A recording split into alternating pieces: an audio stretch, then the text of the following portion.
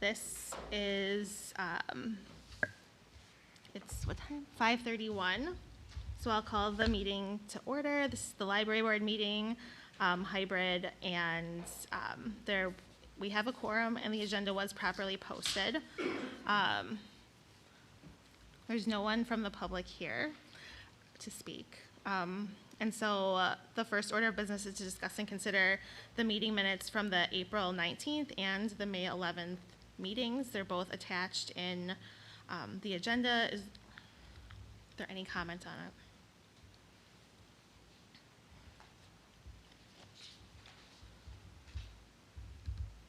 Make a motion to approve both minutes as written. Second.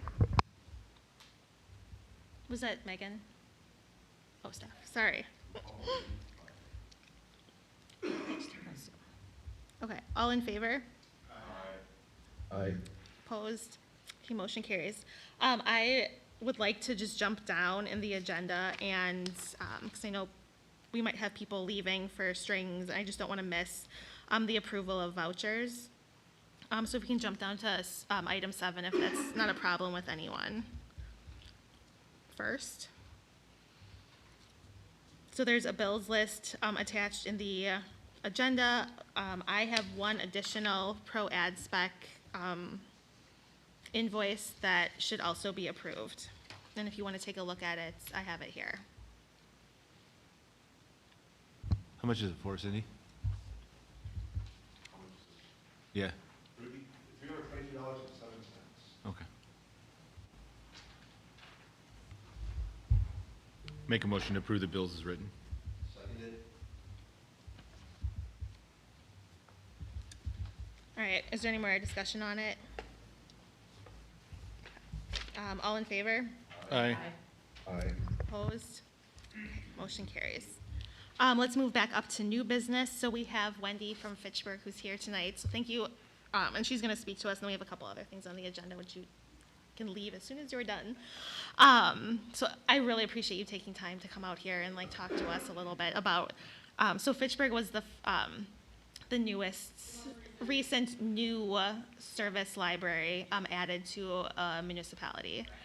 And I think, that's very helpful for us because we're trying to start a new service, which has its own unique challenges. And I think we'd really like to hear just some of your key takeaways for starting a new service, tips for working with village board or village administrative people, like lessons learned, those types of things. And if you just have to slide the thing on your microphone up, if it's, yeah. Is that on? There we go. Yep. Sure. So I'm Wendy. I'm, as she said, the director of the Fitchburg Public Library. I have been with them since October of 2010, at which point we had a big hole in the ground, but not a building yet. So there had been an interim director that did a lot of the work that I think you guys are currently doing. So I wasn't there for that. I worked pretty closely with her. Deb Johnson, she's sadly no longer with us. So I know everything that she shared with me, and I've certainly got records and things from the library. So I've got I think as much history as anyone. So we formed a board, I believe, in 2007 and opened in 2011, if that's at all helpful. They had tried several times to get a library going. I have records of building plans from 2004 for a building that was not built. So they had a couple of different go-arounds. We did go to referendum, I want to say in 2008 or 9. What I am told is that they asked 2 questions on the referendum. One was, do you want a library? And the other was, do you want to pay for a library? And one got a big yes and the other got a no. It must have been non-binding because they went ahead and decided that the interest was there, that they would go ahead and do the library. We had a capital campaign committee that raised $10 million. No, I take that back. The city put in $10 million for the building. And the capital campaign raised $4 million for the everything in the building. So the joke that we have at Fitchburg is that if you pick up the library and turn it over and shake it, anything that falls out is library related, and that's library responsibility, and anything that stays in the building is building, and that should be city. I would I would recommend being very clear about that when you start. We had that joke, but hadn't really thought it through, so when we had carpet that didn't stick, like, haha, that would fall out, but I'm not paying for it, so how are we gonna get that done? I would also, I think one of my biggest lessons is that you have a new building and you think everything's gonna work perfectly, and it does not. So having some funds available for repairs, even when you feel like you shouldn't be making them.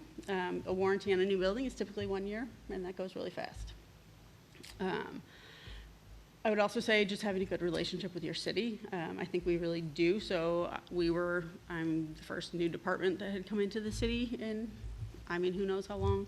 And there was some bitterness, I think, from the other departments, like they felt like they were in line for a new building, but then like the library came in, and so like, are we booting other people out of line?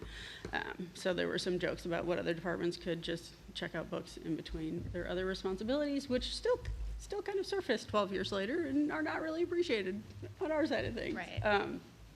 But we have a really good relationship with the city administrator. We have had 3 since I've been there, and that has been really helpful. Also, the finance department has been really helpful. So we're on either the 3rd or the 4th finance director since I've been there. And the current one really is proactive about saving for things and kind of looking realistically at who should fund what. So we're 12 years old. We need a new automated materials handling system. That's money that I have saved to pay for. Our chiller is also dying, which it shouldn't be after 12 years, and that is something that the city is paying for. So kind of laying out, like, if you need new carpet, who is gonna do that? If you get solar panels and they don't work, which is we've had several times, who's gonna pay for that? So there's just a lot of expenses that you don't expect. So kind of be thinking about that, I would say. The other challenge, I think, is if you're building a new building, I mean, obviously you have the design of the building, and I have some comments to make about that, but also, like, where are your staff going to be before the building is open? I had an office at City Hall that had been, I think, like a conference room, but as I started to bring staff on 3 to 4 months before we were opening, like, I was like stealing cubicles from anywhere I could find them. Like, if there was a cubicle that looked empty, I was on it. Like, we're taking it, we need it. We took another conference room and had people on laptops. But we didn't have laptops, and so we were borrowing those from South Central. So there's a lot to think about sort of logistically of where people are gonna be and how are they gonna get connected and do their job without being in the building. When did you hire before construction? Like, at what point did you hire staff? So we moved into the building in, I would say, mid-May of 2011, opened June 29th. So I brought staff on. I think the first person started in April, like mid-April. So it was real close. So, but it was also a very long time to find space for people. They tried to delay our moving into the building because some furniture wasn't coming, and I just flat out refused. So you gotta be on it for like what you can tolerate for delays and what you can't. I think in hindsight, I think this decision was probably made before I got there, but had longer in the building to get ready. So when you buy an opening day collection of books, we unloaded 60,000 items in 3 shipments once a week. We would get 2 semis full of pallets of books, and they would get the pallets off. We also had to get shelving, and we didn't have a driveway because it rained too much. So we had to get like a 4-wheel drive vehicle with a forklift on it to unload things. So there's always stuff that doesn't go the way you plan. So I think just being flexible. So that was, the opening day collection is challenging. Our opening day collection was selected by some volunteers, and it, to be honest, was not great. So think about that. I didn't know that you could have, it was not, there's not like it's like South Central doesn't like provide recommendations or. No. I mean, there are plenty of places to get recommendations. Right. But when you're building a collection of that size, so they had, this was all done before me, but they, as I understand it, had volunteers. A lot of them were librarians, but they were real concerned about not having things that were old, which I think should have maybe been less of a concern, because I think the quality, like, to buy that size of a collection within like a 3-year publishing cycle, like, not great. Right. So you just think about that when you're having people do it. I didn't, but they had different vendors come in to bid for the opening day collection, and it came shelf ready. So Mylar covers, stickers, RFID I was tags. wondering how you did it with like Yeah. semis pulling up and then like you had to. Right. No, and do so every they were single in, book. they were Okay. boxed in order, so they could come out of the box and go straight on the shelf. But if you want to have a bunch of volunteers shelving that, you have to know how many, like, where do you start this box, where do you start this box? Right. It's a logistical nightmare. I had an awesome circulation manager that did it, but it's a lot. And you have a lot of people that want to help, which is fantastic, but it's also a lot of cooks in the kitchen, so you have to be ready to tell them exactly what you want them to do. Like, fill the shelf 2/3 full, which is like this far. That was a challenge. I still sort of have nightmares of pallets of boxes. Can you talk a little bit about like working with South Central and what that's like? Yeah. South Central's been great. It's interesting. I think every library in the system uses them sort of in a different way depending on what resources they have from their municipality. So for Fitchburg, we have a good IT department in both places. And there were some limitations on the city side when we were doing this, so they, and I learned this by like just being at City Hall, but they filter their internet. So I was trying to use like instant messaging software, and it kept blocking me, and I asked like, why can't I use this? And they're like, oh, well, I mean, I can approve it, but it's been blocked. And I was like, do you filter? They were like, of course we do. And I was like, no, like, that's not okay. So we went with South Central to do our network because they don't filter. You can filter now. Things have changed a little bit. You can get E-rate for, my voice is coming from weird places.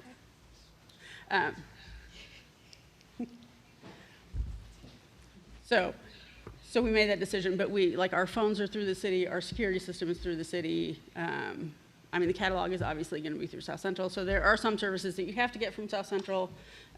They do great with building design. Deb, I don't know if you're working with Deb Hafner at all, but she's fantastic. Yeah, so she did all of our like initial space needs. Yeah. I've spent a million hours with her, so she's fantastic. I call her all the time for, I need carpet in this room, and choosing commercial carpet is the worst job in the world, so she is great at it.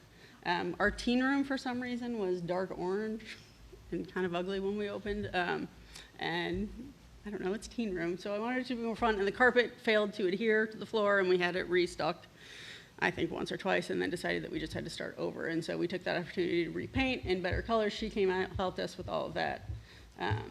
So they're great with that. IT services, you'll definitely need the catalog, link cat.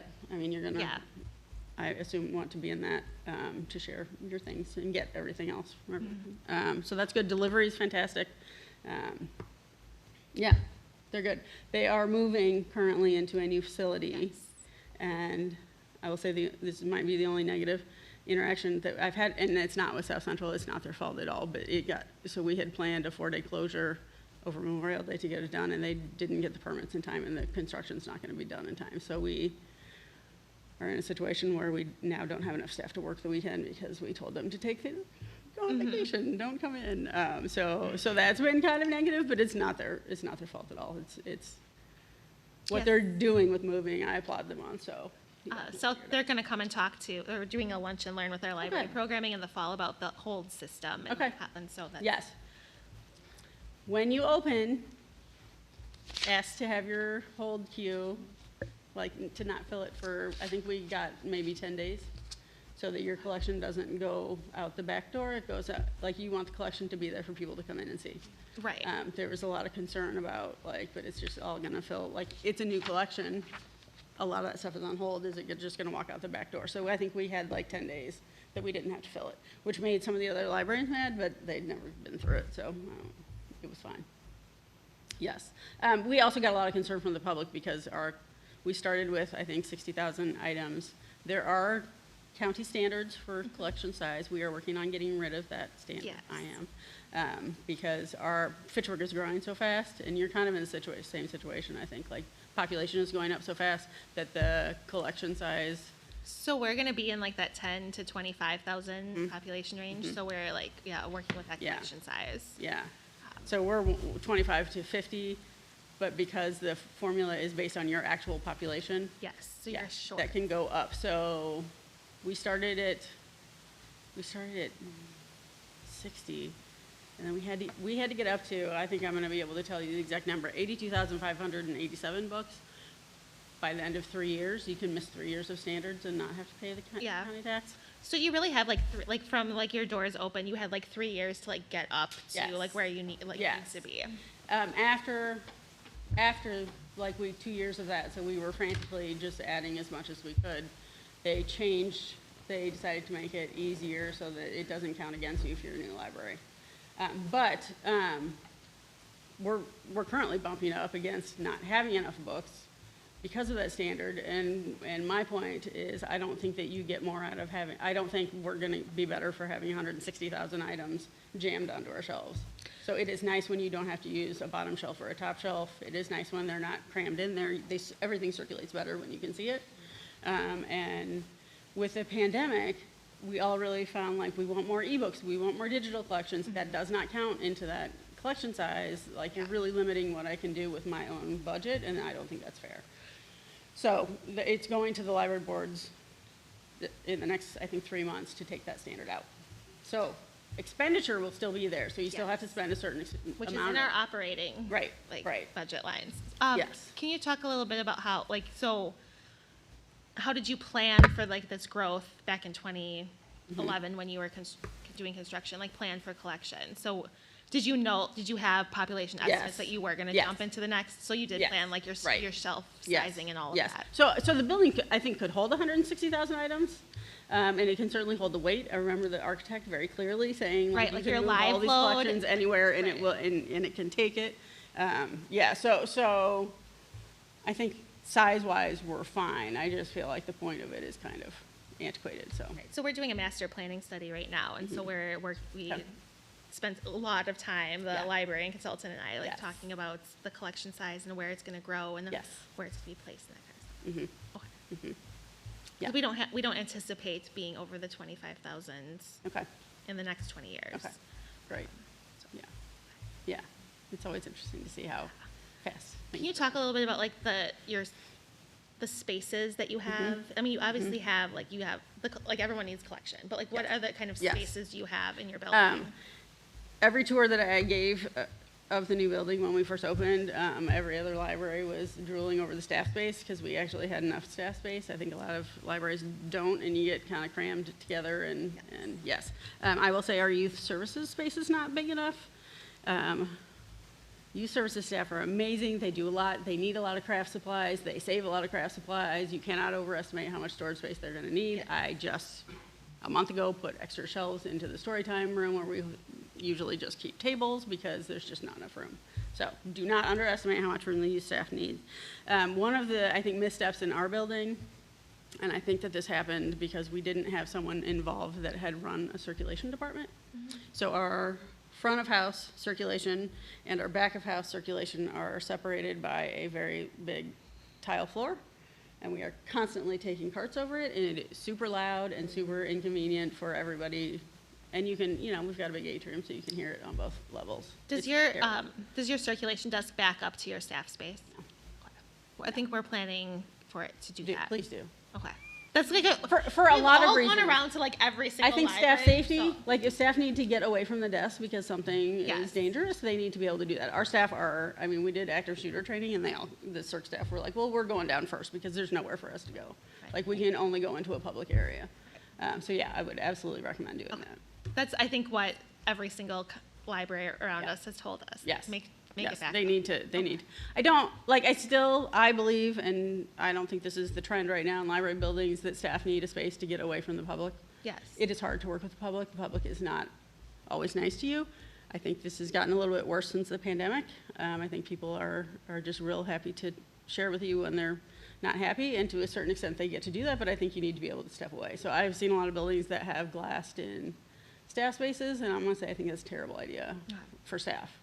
Like, I think it's just, also, I don't care what's in front of that, you'll put a desk in front of that, like the patrons will go around the desk and knock on the window to get your attention. So beware of that. Okay, we're doing design in a couple of weeks. Okay, good. So. Think that over. Okay. I think you need a place to get away. Let's see, what else? We designed our building, well, we have a tech center. It is set up like a classroom, everybody hates it, don't do it. We are not doing a computer lab. Good. I am in 2 years taking mine out because nobody wants to sit at a computer with somebody behind them. Unless you're doing classes like 24/7, which I don't really think there's a need for anymore. We've drastically cut down on the number of computers that we're going to have. But I was gonna say the standard for that is also going down. in the Yes, and county. so I think like originally we were like, oh, we need a computer lab of like 15 computers, and I think we're down at 6 right now. Maybe, and then like a couple in like, Yeah. actually 4 plus a couple in like the children's area Yes. and like, So we have 4 that sit real close to the reference desk, and then we have a tech center that's kind of removed, and we really thought people would want the privacy of the tech center, and they don't. Like, they want to sit. If you're using a computer at the library and not Wi-Fi in your own device, probably you need some assistance, and it's probably better to be closer to staff. Do you have laptops for checkout to kind of augment? We do. We've got, I think right now, 4, and they check out only in the building.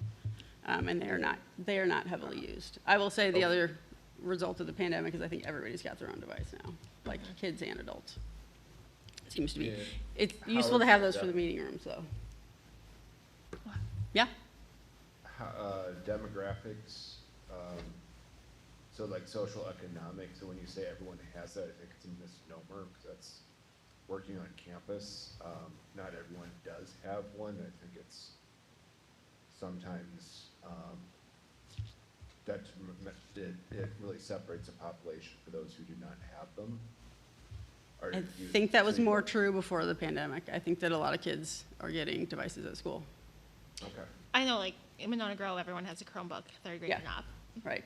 And I think that most people would just rather use that than log into our. You can't save on ours. Right. You can save temporarily, but you can't, they have to get wiped clean every time they log off, so. Can you talk a little bit about like your meeting spaces and then Yes. your kids' space too? Yes. And if your children's space and your preteen are lumped together, and you said you had a teen space already. Yes. Okay, so let's start with meeting rooms because I have a lot of opinions about those. Okay. Our building was designed so that there are 2 sets of stairs and 2 elevators.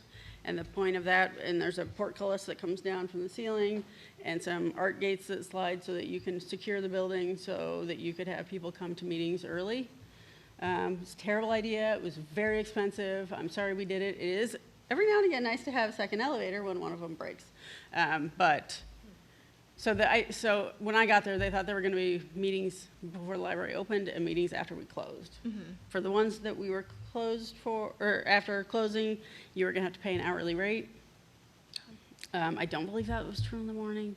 We got rid of all fees almost immediately. They also thought that the meeting space you could use it for free if you lived in Fitchburg, and you would pay for it if you didn't. I've never seen so many people get a Fitchburg address of someone that they kind of know.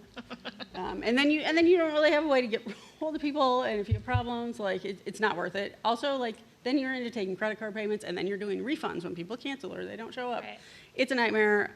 I know it's a revenue stream. I think it takes so much staff time, it's not worth it. So that's just my 2 cents on that.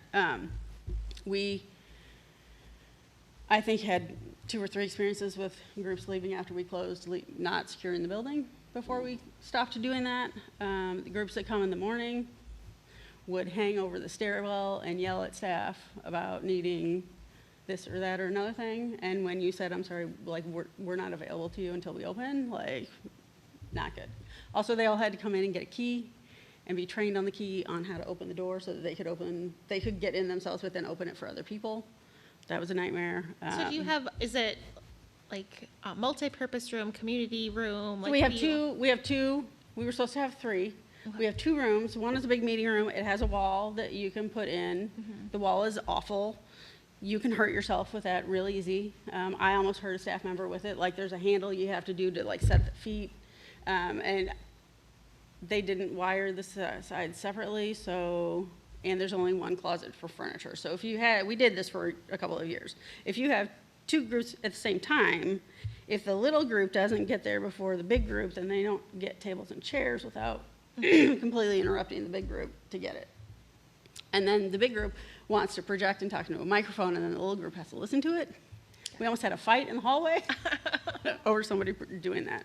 And so we, also the small side of the room has like one window at the end, and we set it up for interviews once, I think. It's like a bowling alley, like it's the most bizarre space. So we just offer it as one room now. And then we have a smaller conference room that has like a fixed table in it. It's kind of like a boardroom. We're getting ready to add another one in another space, and I'm doing like movable tables because I think it's just more flexible. But they got used a lot, I would say, like 1,200 reservations a year before COVID. I think Zoom is probably making it so that's never going to come back exactly. It is picking up, though. We use the big room for kids programs, especially for summer reading. Like our big performers are going to be up there. You can fit 200. I don't know if that's what's allowed, but 200 little people and their parents and their caregiver. So yeah, I think that's a good service. I wish we had added one for staff, so we are going to add another one. We have an art gallery that is very underused, and I think was just kind of an added, like they didn't exactly know what to do with it. And I think the idea of art displays is great. It is not a fun thing to run, and it takes a lot of staff time. And then people want you to hang their art and all sorts of stuff, so we stopped doing that. There's also a lot of concern with the library board about approving, like approving a topic or approving art. And I think there are legal ramifications of that. So we're not going to do that, and we're going to close it in and make that's going to become the public conference room, and then we're going to have a staff one as well. Do you have, and then, like, workspaces too for people to rent out, like, little For staff or Like- public? public Public, yes. We have 4 study rooms. study rooms? Sorry, Yes. I'm like losing my mind. Study rooms, so we have 4 study rooms. 3 of them have tables that seat 4. 1 has a table for 6. We do not take reservations on those because we find that tutors will just kind of Book them the whole time. Right, like it's just their workspace forever. So if you want a room and they're all booked, we'll look and see if somebody's been in one for 3 hours, then we will ask them to vacate so you can use it. We get Do you some- feel like you need more than 4? Yes. Yes, So we're because regularly you walk down and it's one person in each room.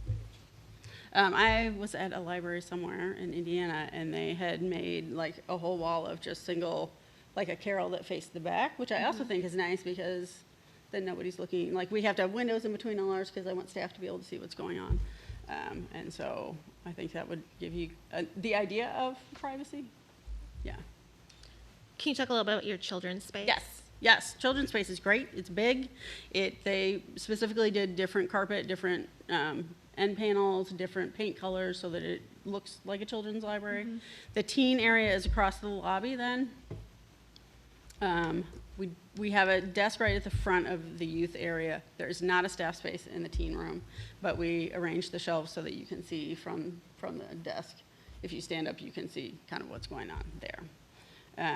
We've got a little play area in the back that we started with puppets. Ooh, we also added a washing machine at one point. Just FYI, the friends helped us put in a washing machine. Now we have a Lego table and a train table and a light table, and they're fantastic. They're kind of standard, I think, in the library industry, and they're super durable. And we have like 3 sets of implements that go with them. So we'll take like one set of Legos out and put them in the dishwasher and put another one in. Dishwasher also. Yes.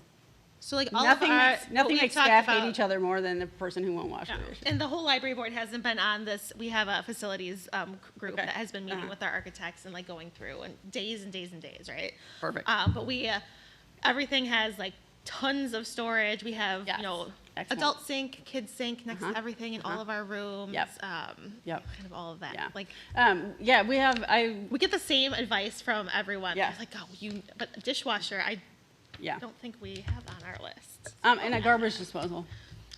If you're gonna have people that are full-time that are eating meals there, it's just worth it. And I think you can often get them donated. So you have a children's space, you have like birth to 3 area in there? It's Or is it kind of just like a? It's kind of everything. We don't have a tween area, and I kind of wish we did, because I think the tweens really want kind of their own space. Okay. And we have kind of a corner that would work for that. But I haven't they- had enough interest from the staff to. Do they mostly go in the children's area, or do they kind of like go in the teen space? So we switched our teen ages at one point to start at 12 instead of 11. Is that right? Because we had a lot of, the 11-year-olds really want to be in there, but they're really not mature enough to be in there, and the other teens don't want to hang out with them. And so we had a spreadsheet of kind of behavior problems we were having, and once we changed the age, that completely stopped. So the land that is where the library would go is right between the upper elementary school. We have a million elementary schools here. Yeah. And the middle school. So it's Okay. grades 3 through 8. Which Which would be within a couple hundred feet walking distance. Yeah. So you're going to be inundated by Yes. kids after school. Yes. And which is great because there's nowhere else for kids to go around Yeah. here. So what do you think you'd recommend, knowing that there's 2 schools right there? I think I would probably do a tween spot. The library that I came from in Ohio had a tween spot that was had booths in it that I think they really appreciated. I would also say really watch your staffing because you're gonna need constant supervision. Yes. But I'm a little jealous because we're not close to any schools.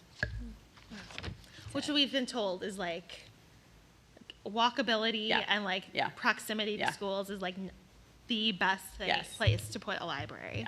I'm sad to say this. I think we put the library in the wrong place. It wasn't my decision. Well, can't because your say I would've library made a is difference. on a civic campus. Yeah. Yeah. Can you talk a little bit about that for us? So there was a lot of discussion. Fitchburg's enormous. So there were, I think, 3 or 4 different places that we could have put a library. There was actually. Geographic. Yes, right.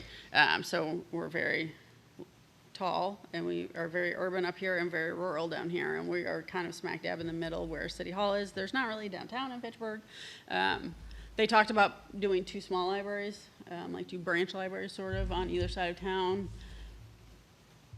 I think that's hard to manage. I think especially as a new library, that would have been really difficult, but I can't say, Because it's double the operation costs. Right. And our transit is terrible. It just is. People can't get to us. If you live in the northern part of Fitchburg, you probably think you live in Madison. But also you can get on a bus and go to South Madison branch, but you can't get to us.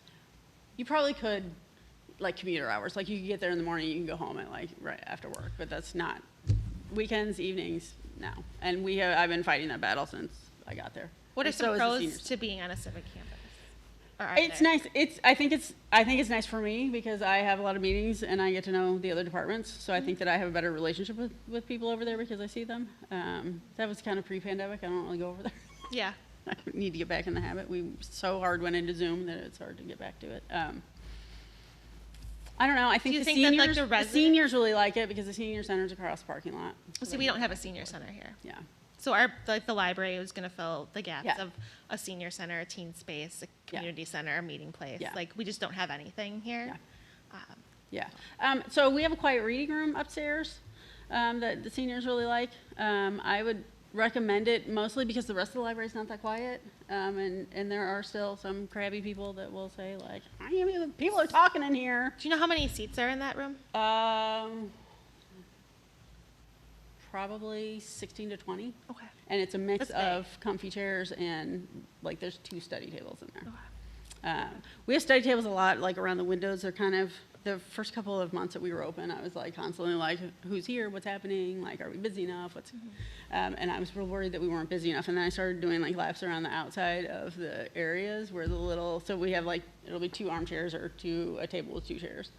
And people love to have their own little spot and feel they're Yeah, I think the advice that we got was that 10 to 12 seats in a quiet room. Yeah. And the people don't like to be next to each other, Yes. so don't put Yes. furniture next to each Yes. other. And I'm I totally agree with that. I don't wanna tables affect anybody. in between are really good. Also, people are just going to move your furniture and put it where they want it anyway, so be ready for that. I once lost a coffee table.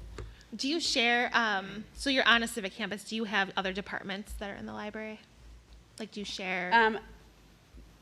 So the building and grounds supervisor started out as a full-time library maintenance person, and so his office is in our basement, which is fantastic because we get a lot of building support. Yeah. And there's a shop down there for them to build stuff, so they're often bringing guys over to build stuff for anywhere.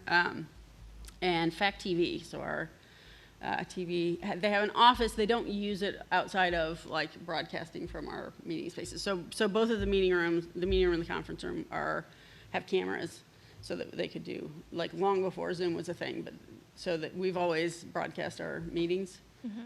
any board meeting, commission meeting. So they have the equipment to do that. That is coming due for replacement and very expensive. So I think about that again. We're redoing the meeting room, but not the smaller room.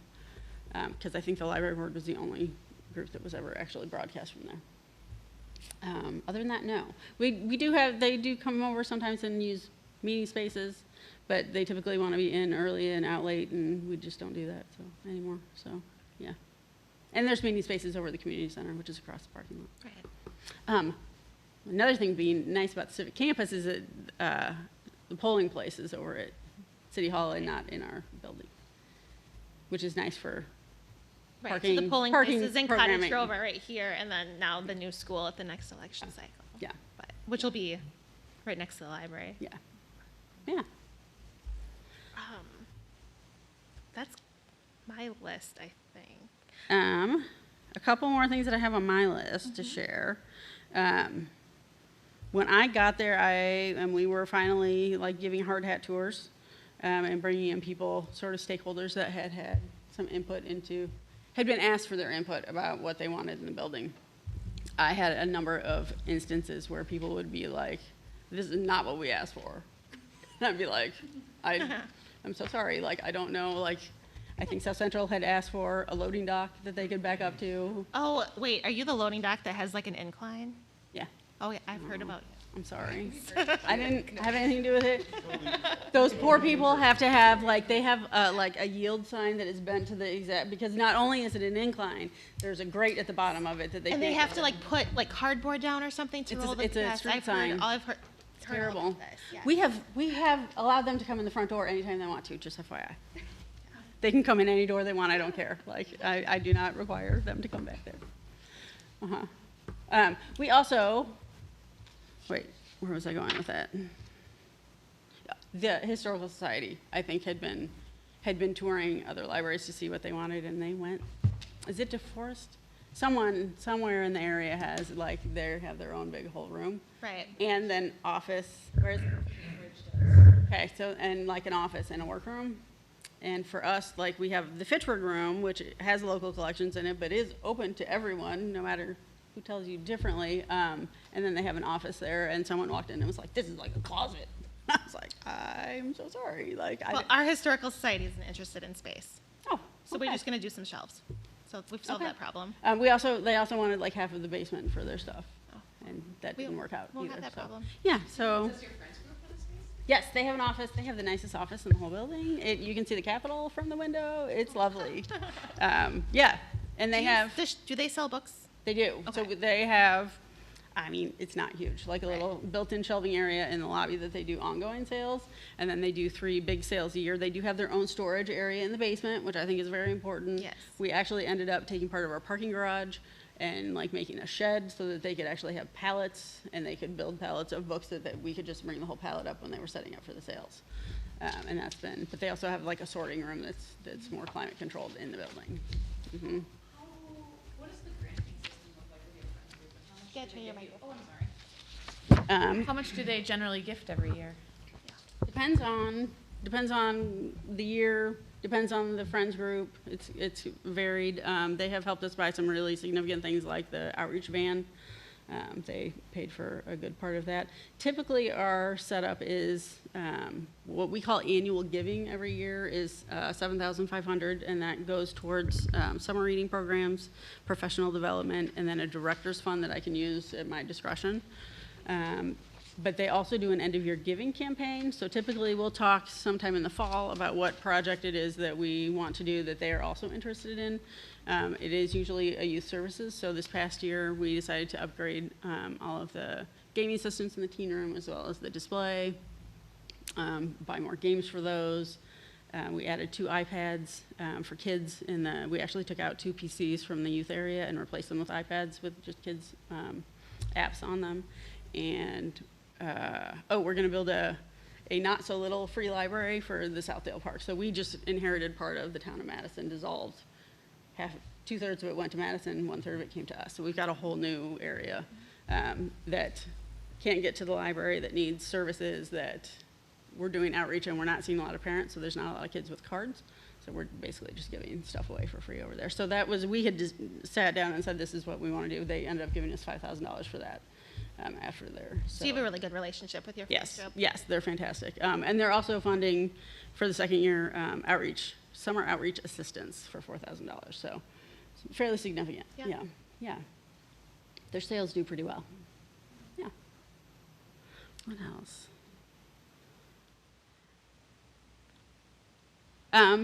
Make sure that you budget for cleaning or maintenance staff. Yes. Got it. A lot of municipalities build new buildings and then Yeah. have no one to clean it. They're dirty a lot. It takes a lot. I'll blame myself, a poor working relationship with village administration. Do you have suggestions for how you get along with working in a village? It's tough. I feel like you have to stand up for your department, right? Like you need what you need, but also. Because you said that there's competition, obviously, between departments. There There's can one be. budget Yeah. and competition. Yes. It's interesting for us, and I don't know if this is because we're a city, not a village, but we are, as a library, our own fund so we are not in the general fund. So we have part of the levy, it comes to us. The finance director likes to describe it as like that money gets kind of thrown over the wall to the library board. The library board can do whatever they want with it. Yeah, which is Which the we're- autonomy of a library board Yes, written to yes. statute. And, so. and I would lean very heavily on the statutes. I leaned so heavily on the statutes that the first administrator I had at one point said, I just tune out every time you say chapter 43. And I was like, I'm sorry, you don't get to tune out when I say chapter 43 Yes. because it is Hello, the law. It's the Bible. Right. Right. I had to work real hard to make sure that everybody understood, every department, HR, like you cannot spend my money and not tell me. Right. Like I have to sign a report to DPI every year that says that we Yes. had control of it. So I have my own finance report that is not we take the information out of the city's software, but it is not the same format. I'm not just gonna show them what the city has. Like we have a checkbook register that we go through every month Right. just to. Yeah, I ensure- already talked to the reporting at DPI. Yeah. people, Yes. so. Yeah. And so. Complicated. Yeah, I just really strongly feel like if you're gonna do a background check and charge me $7 for it, like I need to know about it. Like you can't just, right? It can't be a surprise. And $7 is fine, but like sometimes it's more than that. So yeah. So So I think I think you build that over time. So it's just like building a relationship Yeah. and. Yeah. Open. And maybe there's turnover and things get better. I didn't expect that at all, but it happens. Yeah. Yeah. Thank you. We had. And I want to make it clear, it's not Yeah. the library board doesn't have like a poor relationship with other people, Yeah. but it's Yeah. me. We had a very well-meaning finance director when I started that lost $85,000 on a Post-it note that multiplied into disappeared, and I thought it was my fault and was terrified, and then it showed up again, and then it was fine. But Right. you gotta be Like on top open of your own business, communication. right? Core values. Okay. Yeah. I think Stefan had a question. Oh, Stefan, go ahead. I was going to flip the question around, and I agree with Cindy, and JJ's sitting there, and he works really damn hard, and he really tries his best to represent us with the rest of the village staff, and I really appreciate that. However, I think you're right, when we're playing from the same buckets, competition and other things, and what I'm wondering is, you identified communication as key, so making sure you have good communication helps build those relationships. Staff turnover, I don't wanna rely on staff turnover for building relationships. Are there other things where you can say, hey, this really worked when I included them in this decision, or I got their help this way? Is there something that are there any examples you have of this is where we were able to build a more cohesive relationship and not just to throw the money over the wall? So I think part of it is maybe not. I don't do this exactly with our city council, but with the administrative staff, like including them and doing some training about what the standards are, what the minimum appropriation is, what sort of library practices are. I think that helps them sort of understand it, so that you're not just going in and saying like, this problem is because of this and we need to fix it. Like if they know that ahead of time. So we just last week got information on what the number is for minimum appropriation calculations that we need to use. And I forwarded that to my city administrator and my finance director and said, this is what just came out. And they were super happy to see it and able to do some calculations out for the next couple of years to see where it was gonna take us. I think when you spring things on them, I have a monthly meeting with the city administrator, which has worked out great because I can just go through, I just keep a list through the month of things that I want him to know about. So a lot of it is not like, I need something from you. It's just like, this is what's happening. This Right. is what's going on in the library world. This is what's going on in this building. This is someone who complained about something. Like, I just kind of keep him in the loop so that you become a part of, I think it's just hard for everyone to imagine another department coming in, right? Like we were fine without you and now you're here. I think once you're here, like they have to, like you're here, right? Right. So once you're established, I think it's easier to have regular meetings, get everybody sort of comfortable with each other. It'll even out, I think. Okay, I want to take, does anyone else have questions? I don't want to take up more of yours. One more question. Yeah. How close was your referendum? And at the time, were there competing interests? You said there It were was a two- while there ago, were two so. questions. I know, and I was not here for it, so I'm not gonna be able to Okay. give you good information about how close it was. I think that the do you want a library was won very easily, and then I think that the do you want to pay for it in your taxes, it didn't pass, but I don't know that it was terrible, or I don't think they would have gone forward with it. Well, it was obviously non-binding. They could borrow Right, and like they had Right. the levy issues. Were. yeah, And you did I think like, yeah, a $10 million commitment from from your village and then Yeah. a $4 million capital campaign Yes. is very impressive. yes. And I hate to say this out loud because the atmosphere has completely changed, but we had such favorable bids that we didn't actually have to raise all 4 million, because people were looking for work for building and construction, so we. Right, that was the time to go. And shelving and furniture, yeah, it was great. I feel terrible for people building today. It's a Yep, very different thanks. atmosphere. No, there's still time for things to change. Right. Like right now, like Oregon had a real hard time because between like the 3 weeks between when they had an estimate and they went out to bid, like it completely changed. Right, yeah, Yeah. Jennifer and I have had long conversations. Yeah, she's a trooper. Yes. And that library And is she's beautiful. amazing. I think and- every yeah. single librarian that we've ever met, we've done our due diligence, Yeah. have been amazing people. Yeah. And have given us It's so much. it's a good field to be in.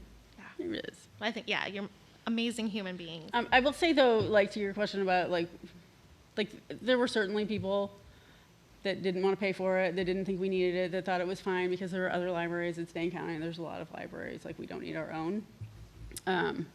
I only had the experience, and I'm worried about that when we opened. Like, how many people are going to be in here? Like, I didn't want this. I don't want you to be here.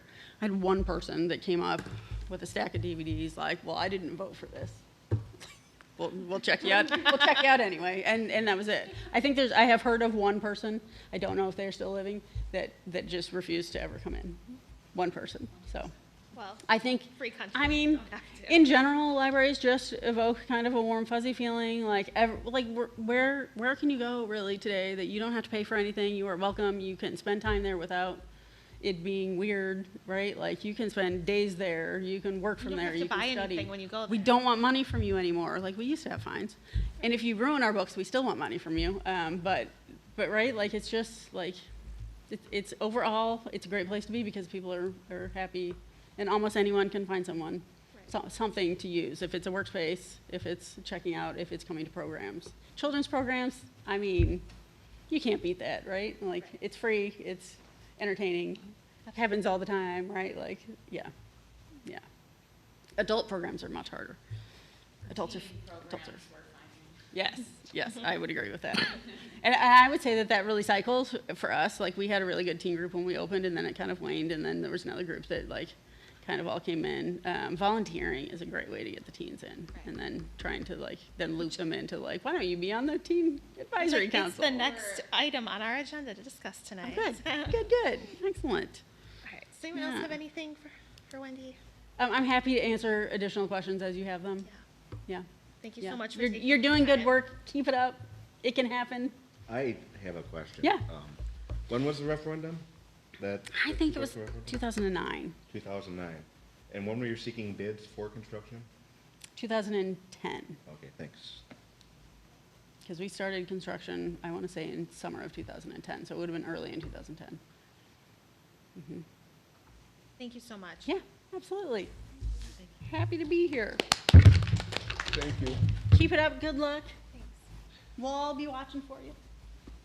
Well, I think that's the nicest thing about, like, all of the libraries around town are so supportive, and I think, like, maybe other departments feel like we'd be in competition with them, and, like, we are, but we're not. Like, everyone is so I supportive would of rather each other, people use every library. which is the mentality Right? of, like, I think, Yeah. of everyone Yes. around us, which Yeah, is it's just so another great. reason that it's a good, Right. it's a And good, we have just established such good relationships with every single, like, library you and can never have too many libraries. We Right. all do different things.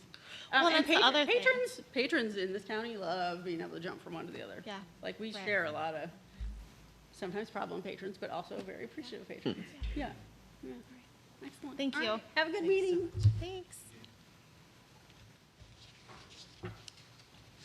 Okay. Thank you so much. Yeah, absolutely. All right. We're still on new business.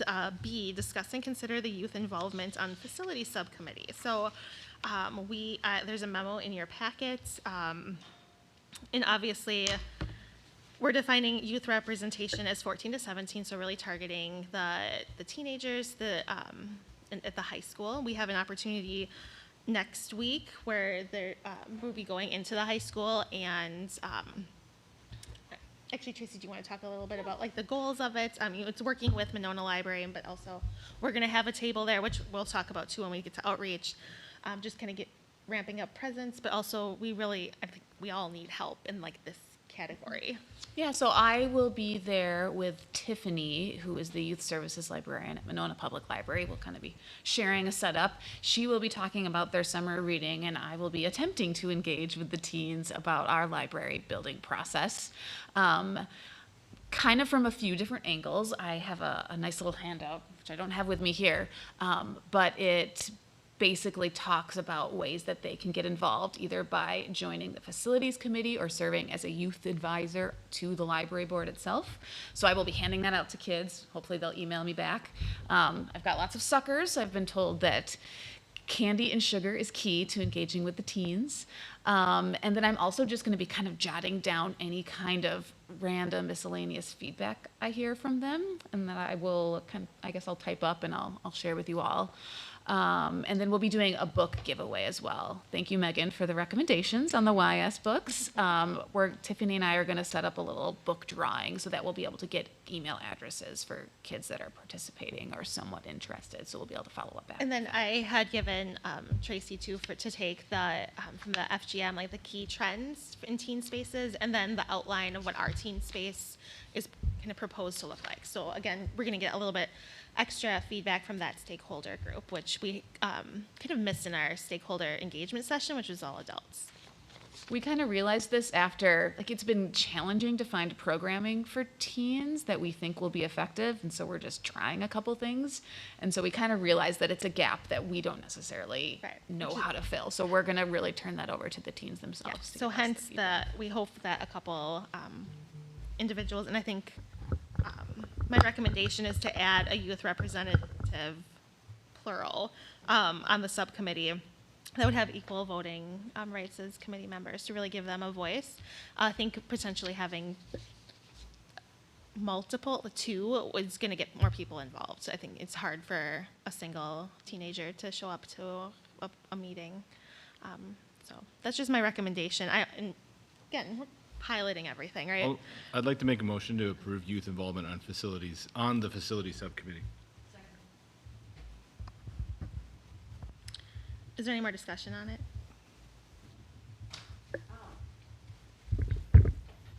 Sorry.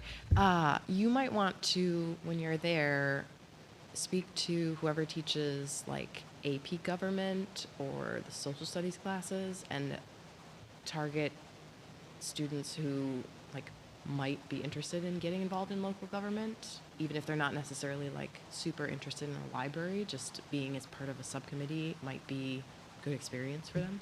So that might be another place to kind of target your efforts in terms of trying to find volunteers or kids who need like that sort of experience. Good idea. Stephanie, would you be able to connect me to those teachers? Yeah, I can just tell you their names right now. Yeah. Huge students. So it's Jeremy Wallace, and their emails are just like Jeremy.Wallace, WALLACE, at gschools.net. And then Brian Jefferson. And a lot of those kids, like, they just can't get enough of the government stuff, and like they instrumental in the solar panel stuff. Like, I sat on several the, of them were awarded last night with scholarships and stuff. So, anyway, those two are Thank key. you. And then like the Thanks for the AP suggestion. teacher, his name is John Cum. It's it's Jonathan, and then it's KUMM. And he's just the AP. He's the AP Lead, instructor.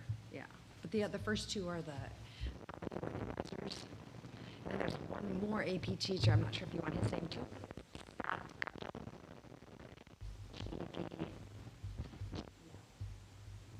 look it up. Got it. Thank you. And the school board has had really good success with having students sit on some of their, I sat on the sustainability committee for many years and worked with a couple of students on their projects, and they were, very willing to engage and give you their opinions, and I think that's like so awesome.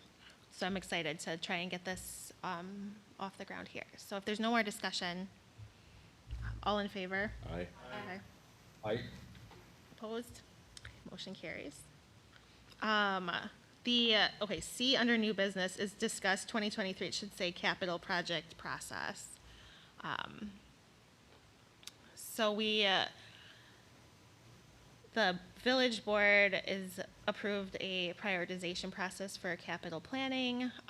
We should start thinking about our future budget requests for 2024. They're starting the process obviously a lot earlier this year.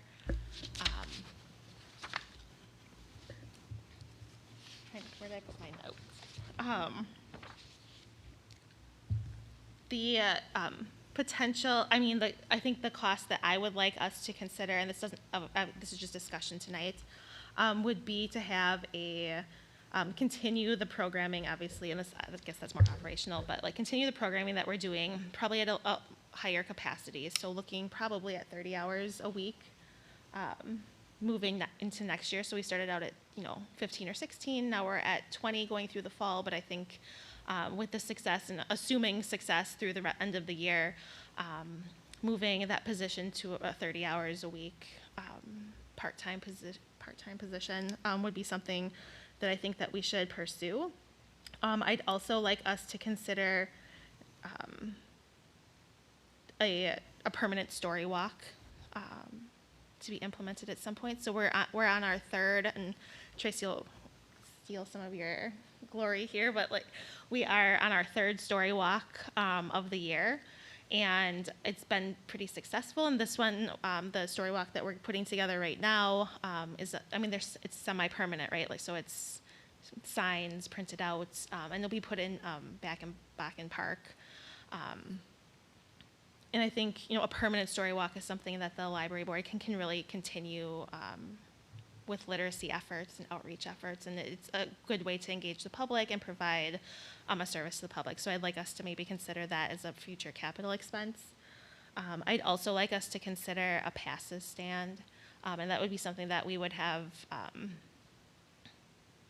do more brainstorming on, and a lot of I think collaborative work, and it'd probably take a lot of time. The passes, to have a stand of passes that people could check out. And I think that, sorry, in my head it all makes sense.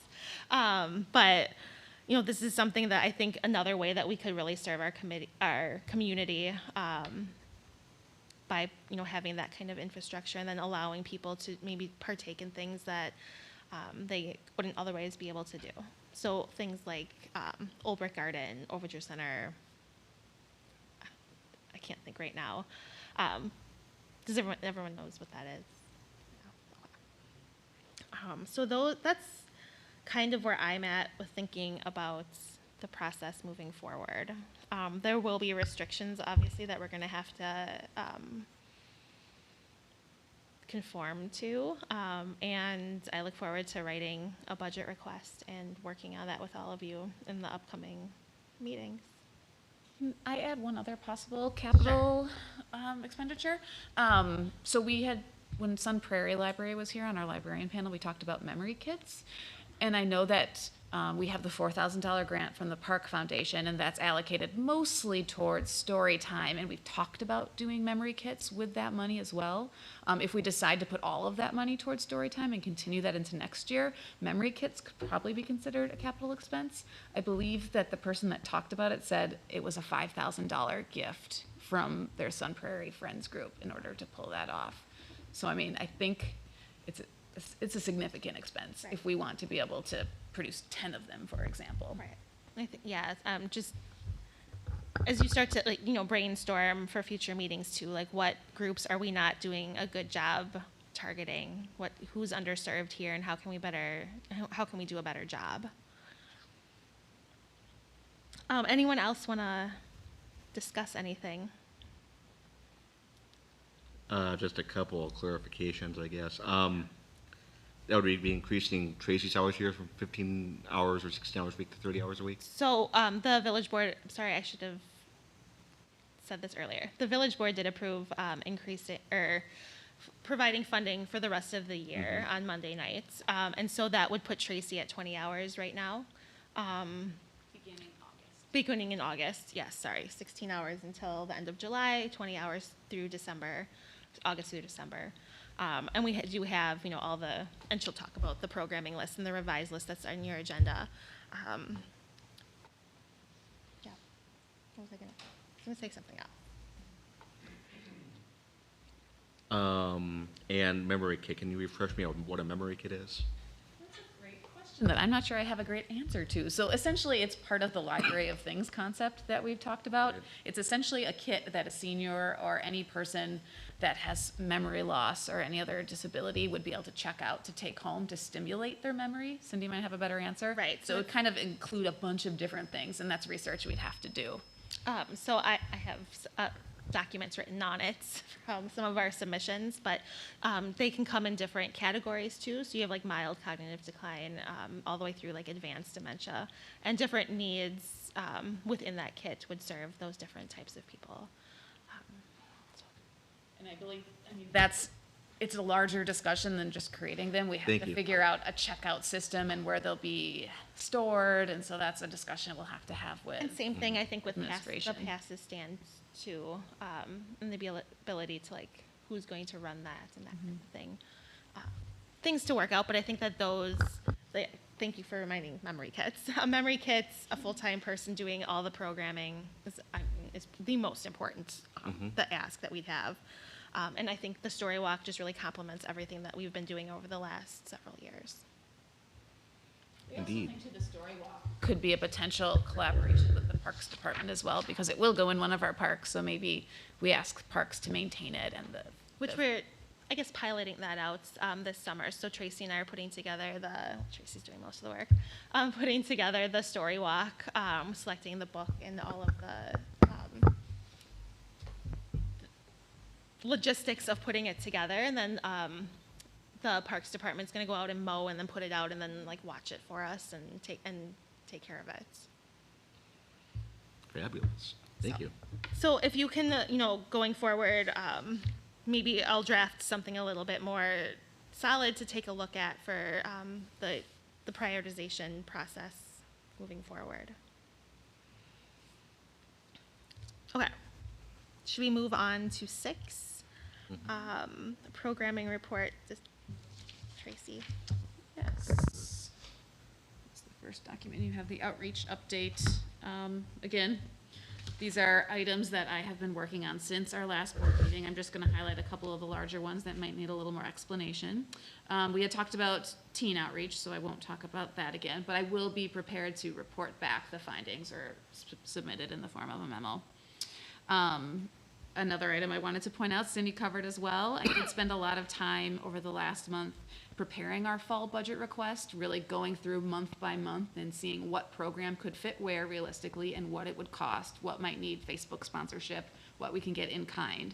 And then that's what Cindy used to present to the village board on Monday. So that took up a fair amount of time.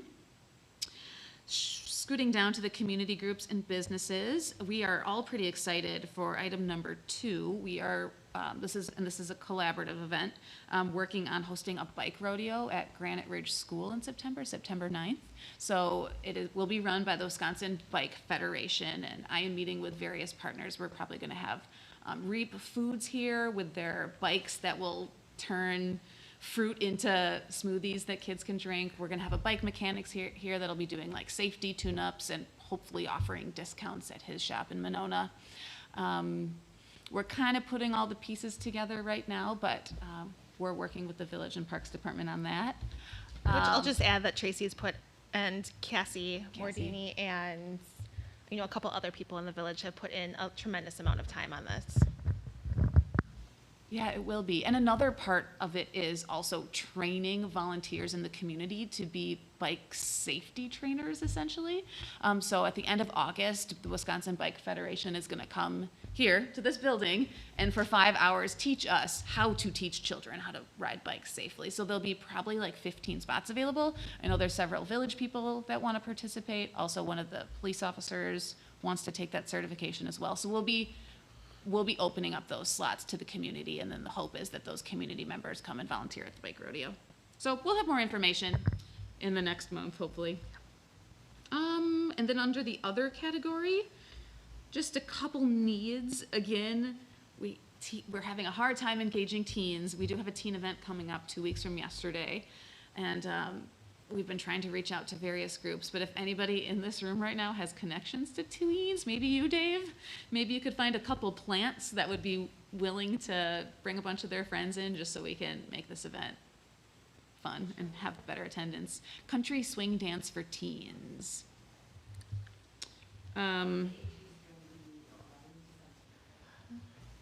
I will miss one program, the August 5th Movement Story Time, so I was looking for help with that. Cindy volunteered, but if there's anybody else that wants to come down to Bakken Park and help with story time at 9 a.m. that day, that would be excellent. We talked about the story walks that we'll be setting up, so I don't need to cover that anymore. The other big project I've been working on is the AARP funded Little Free Libraries that we are working on. So we, again, got the $1,000 grant. The shop department at MG21 are building the Little Free Libraries for us. They're so cool. They're gonna look like little log cabins with stone masonry, and they're also gonna be built in a way that is more accessible to seniors, so they'll be incredibly sturdy. They'll have like support in front that seniors can lean on. They won't just be like the Little Free Libraries that you see around town. Somebody with mobility issues could lean on it and it won't fall over. So Tracy also spent a lot of time engaging with all of these people to make sure that we were hitting the needs of the seniors at these different locations. So one will go at Drumlin Residences in the assisted living facility, and then the other one we are hoping to put in front of the, what's it called, Cindy? Taylor Prairie? That's a school. The one that's senior on like Oak apartments. Street. Yeah. That's not confirmed yet. If they aren't able to house it, will probably go to some of the other new apartments. But the agreement that we have told them is that the library board will maintain it. So if there's any maintenance issues, if it falls over, we're gonna figure out how to fix it. They just have to let us know. So that's kind of an ongoing commitment that we'll have in the future. Drumlin Residences will also be sending us a list of books that their residents have specifically requested. So in the next week or so, we'll get that list and we'll order what we're able to order in large print. So we need to just take lots of pictures of everything too, and then the final report is due July 1st-ish, or yeah, something like that. So we have to do grant progress reports, which is, those are super fun. Actually, they're terrible. Dave, do you have any, I know you have to go, Did you have any questions before you go? Okay. And then, of course, the 2023, sorry, one other thing I'll add. So since the village board approved our extended funding into the fall, I've been working a lot on booking out programs. So I hope that I will have a really good fall lineup for you for next meeting, if not the July meeting. It's gonna be a lot of fun. A lot more adult programming as well. Summer, as you've seen, is very focused on kids, young kids and medium-aged kids, but we'll be doing a lot for adults in the fall. Do you want to announce the book author?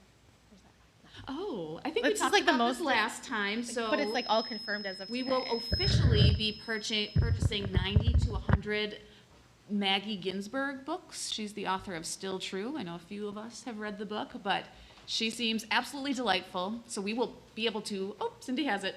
We will be able to purchase this book, give it to residents, and then she'll come at the end of October, hopefully to this room or a school to do a formal book talk. And she's so enthusiastic about it. Like her whole team is just so excited. So it was like really nice to get those emails today from her. And then just looking at the 2023 library program working documents, let's see, what have we hosted since our last meeting? The Bookmobile Day was incredibly successful. I know there were a few people here that were at that event. The energy was wonderful. It wouldn't have been the same without the DJ. So if this is something we do in future years, we need him. He was fantastic. It was and- really great to have the Bookmobile and the Dream Bus in one location because that never happens. So we were really lucky to have the Dream Bus too. And I think all the librarians just, I know they reached out afterwards and said like what an amazing event it was and how thankful they were for us to put it together. And then just like the impact of it too, they registered quite a few new card holders, but then they also saw people that they hadn't seen in years. So it was, nice great to for get that engagement. feedback. When I was in and out from memory, I go, it's not, you just hear it, like, and I got energized every time, and then there were like kids that are screaming, That's awesome. oh, I could feel the energy. Yeah. Awesome. So everybody that was part of it wants to do it again. And we're thinking of moving that to June. Like that would be like our kickoff to summer reading next year, just so we can guarantee, not guarantee, maybe have a little like warmer weather, a little more, better chance. How about that? And then on May 3rd, we had the teddy bear sleepover at the Cottage Grove Police Department. If you're on Facebook, I'm sure you saw the many, many, many posts that the police chief posted of the teddy bears doing crazy random things all night. The police department was wonderful to work with and went above and beyond what we expected Absolutely. of them. Every kid that attended got a little goodie bag filled with bear-themed snacks. They made a little An ornament. and Christmas tree ornament with the police logo and teddy bear sleepover. All the kids got their own little certificate. And then the chief came and greeted them all the next morning. So above and beyond. We're hoping to do the same with the EMS department in October.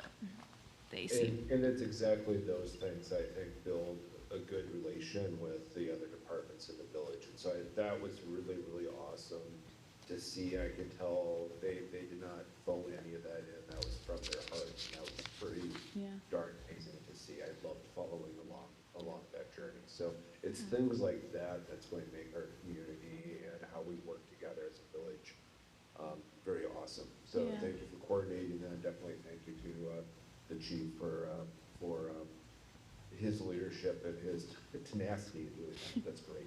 yeah, they all loved it. What else was I gonna say? Can you just update us on like the That's- number of people that have done library programming in the last Oh my couple gosh, I months? have not added it up. Can I just It was add like 700? it's got to be way 600? over that because we had story time on Friday, Mm-hmm. which was an additional 65 people that showed up on a rainy Friday for an outdoor story time. It was our first one outside at Bakken Park. Again, CI Therapies is doing it for free at no cost to us. And it's a little different than the story times that McFarland does, but it's unique in its own way. There were a lot of people there that had never been to Bakken Park before, so I shared that with the Parks Department, just that people were incredibly impressed with that facility and they appreciated the opportunity to come and officially check it out. It was also really unique because so many families stayed after the fact and played together. So I think, new parents, stay-at-home parents, there were many stay-at-home dads that were there, might not get a chance to meet people who are in that same life situation as them. So to have that opportunity on a playground together, I think was pretty special. I didn't really foresee that aspect of the event in advance, but pretty cool. You picked a good spot. So yeah, we must be 750 by now. I don't know. At least because it was like 692 or something. 6:45. 645, Nice. and then a couple more. So, yeah, thanks, sir. Okay, is that all for I think so, programming? yep. Does anyone else want to discuss anything about proposed programming? I would say that just the amount of feedback that we get, like through Messenger and through emails is just like, yeah, gives you hope, and it's exactly the reason we should all be doing this. Right,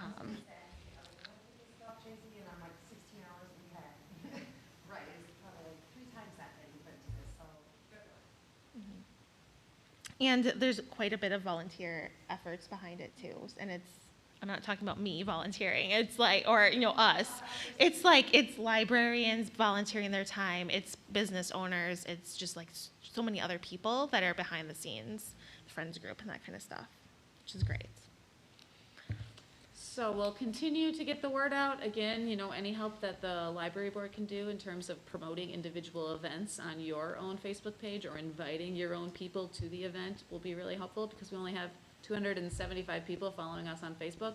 That's not that many for the amount of people that are showing up, but we've had like really good engagement. So when we've boosted posts, so we can if you don't admin pages, like you probably don't know about like boosting posts, but we can throw a couple dollars behind a post and it'll go out as like an advertisement. And we've had 4,000 people engage with our posts through doing that. So we're slowly getting the word out, and I think word of mouth has been also huge. And then like obviously working with the schools. I mean, they've been nothing but helpful to us, and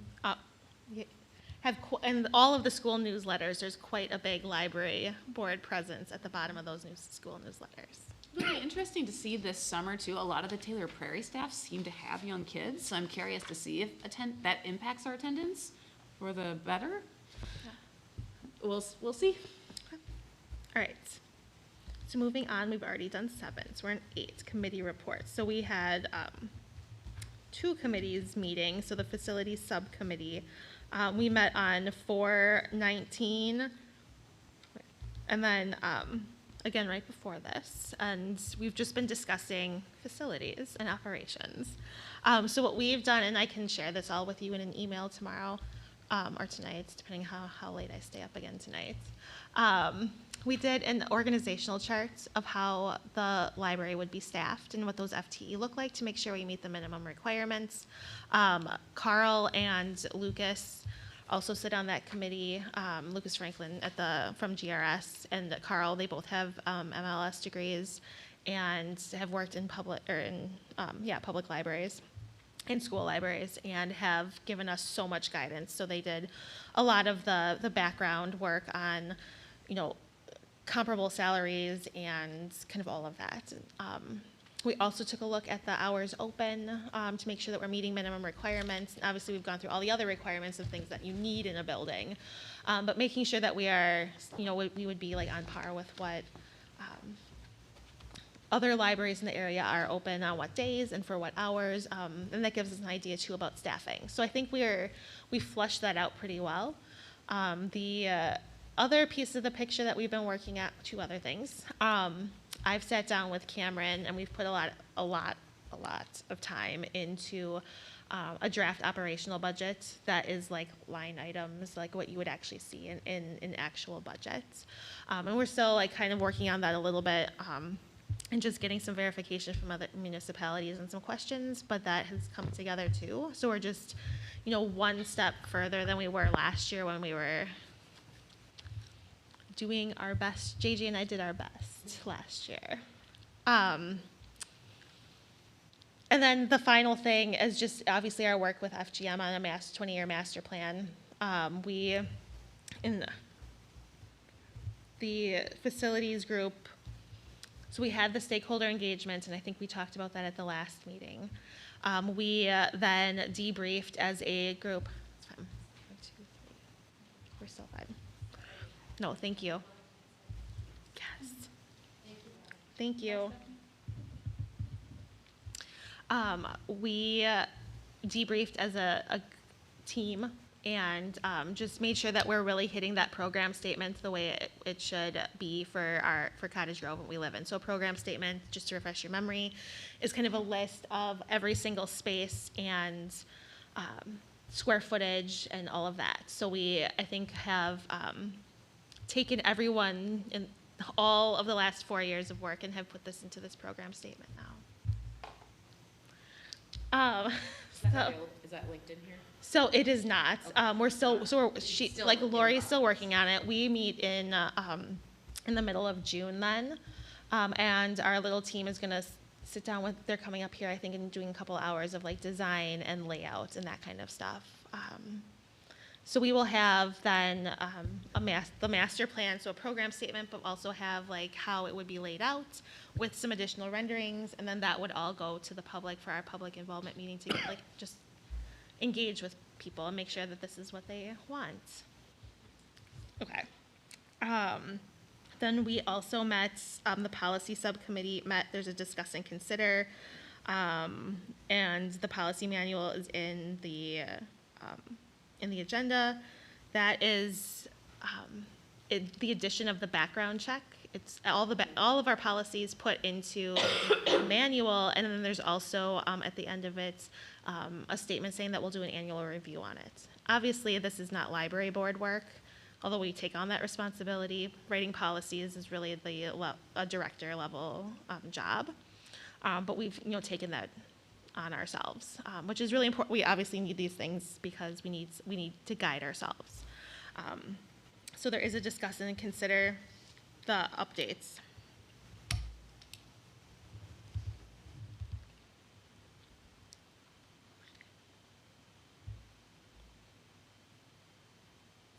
So I need a motion. I motion we approve those updates. Oh, just the policy manual. Policy manual. Yeah, sorry. No, that's okay.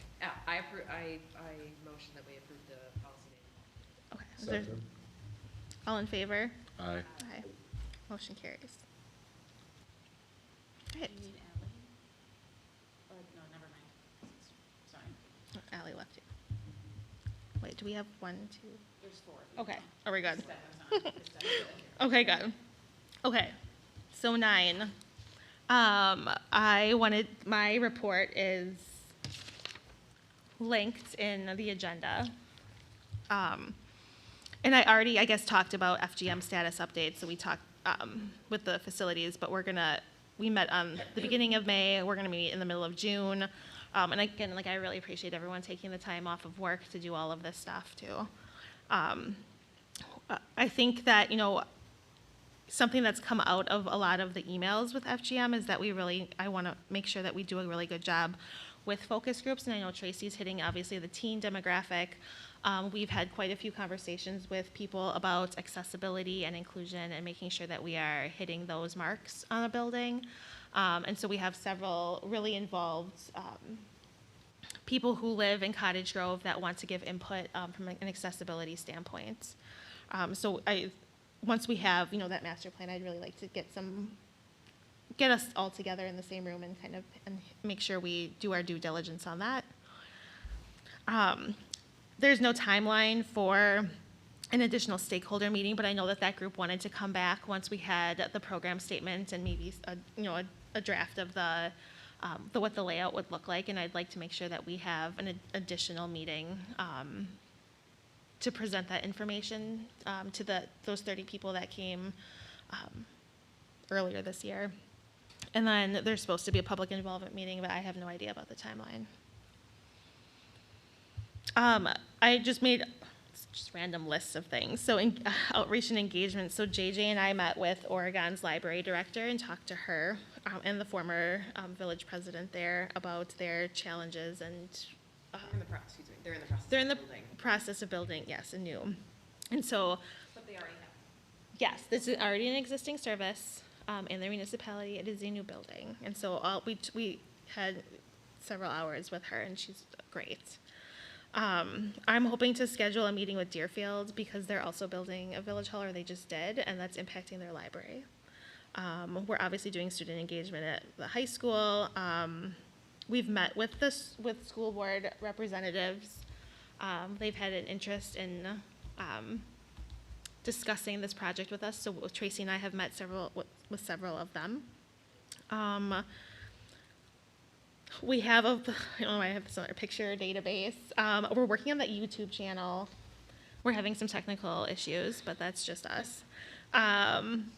And then a map of like where people are coming from is something that we're trying to put together, just because we've had a bunch of people come from other municipalities to, and like they're driving in. And there was someone that wrote into the village board on Monday and said that they would come here from Fitchburg. For the library.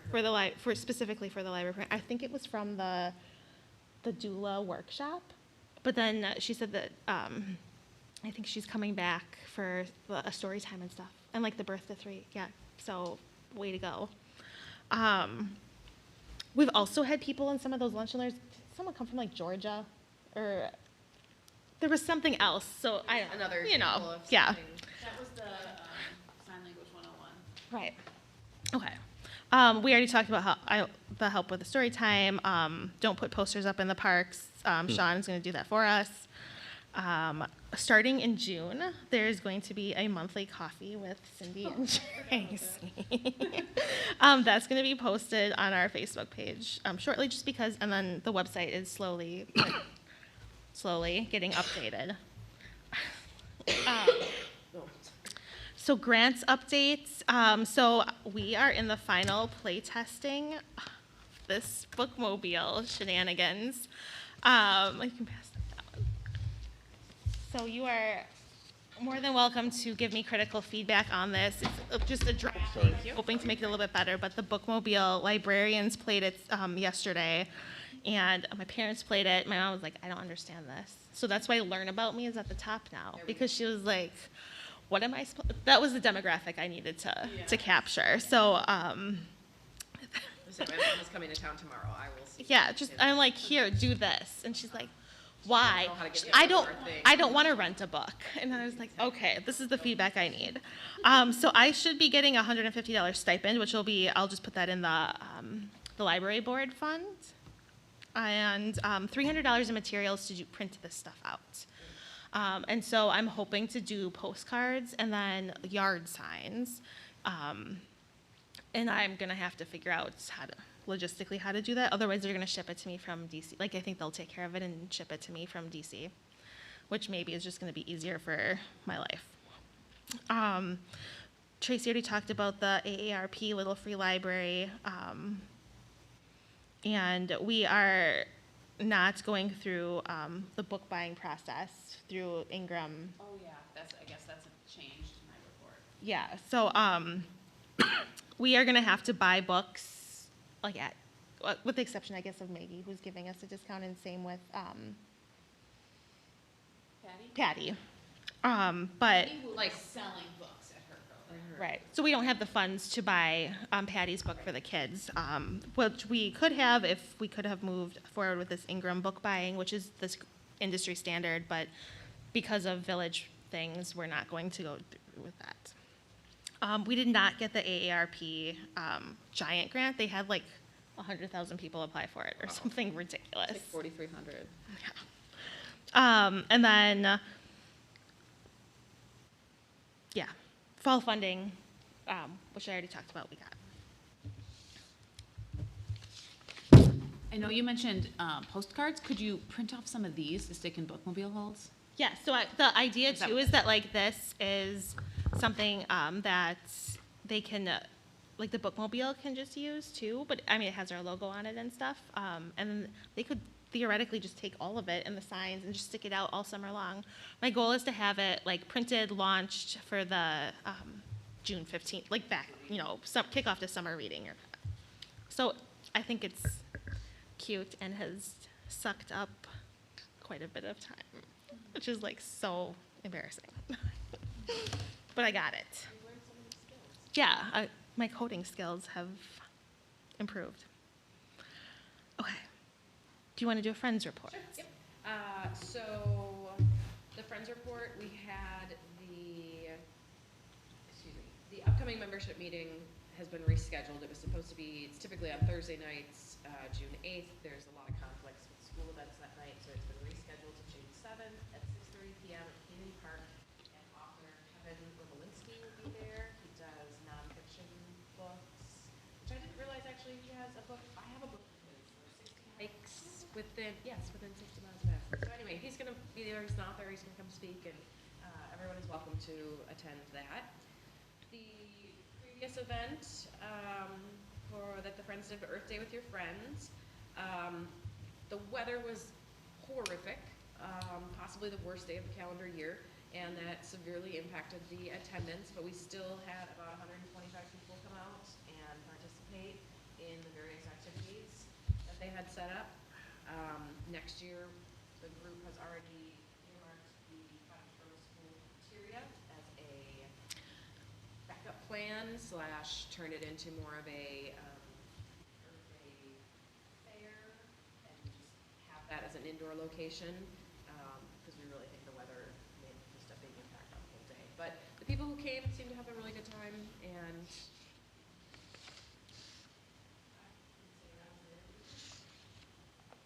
the Middle Grove Education Fund, the Friends donated 140 books for them to include in their weekend backpacks that I believe go out this week. I actually went last week and helped put the donated books into the backpacks. And it was great. Nancy from the Friends, who is a school librarian, Tracy helped me, I can't remember which school she's at. I think it's somewhere in the Madison. It's Eastside Madison. Henderson? Henderson. She selected different books for each age, for each grade level, so, and they're all brand new, they look great, they'll be a great addition to those. The upcoming events that the Friends have is on June 15th, the Zoo to You program at 11 o'clock at North Lawn Park in conjunction with the Henry Vilas Zoo, and the Facebook link is on there as well, and you can always find out more information about the Friends online. And this is the second year you've put the books in the bags, isn't it? Which is so awesome. It's a big, I mean, the MGEF snack pack program fills 150 snack packs every single week, all year long during the school year.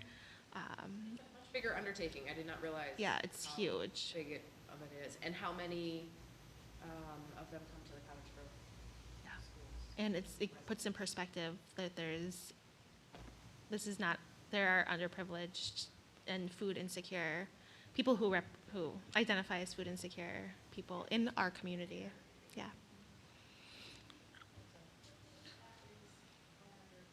Okay. So some announcements. The next meeting is Wednesday, June 21st. There'll be a facilities meeting because we're going to debrief from the FGM meeting. So we'll do facilities at 5 and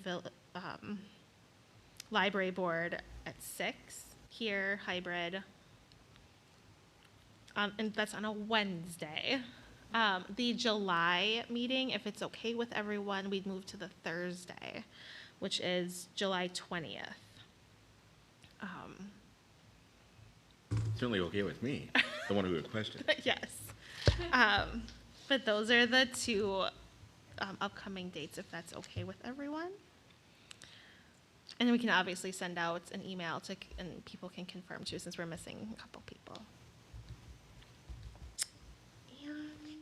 And so future agenda items, working on the 2024 budget request.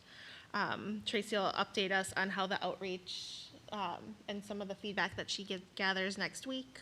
And then again, talking through how we engage appropriately with the community on our master plan. Something we should talk about. Anything else for future agenda items? If not, I'll take a motion to adjourn. Seconded. Oh. Oh, Eric wins. All right, all in favor? I'm further away. Yeah, of the delays. Thanks for logging in, Stefan. You betcha. Be All right. well. Thank you for all your work. All right. Appreciate it. Good.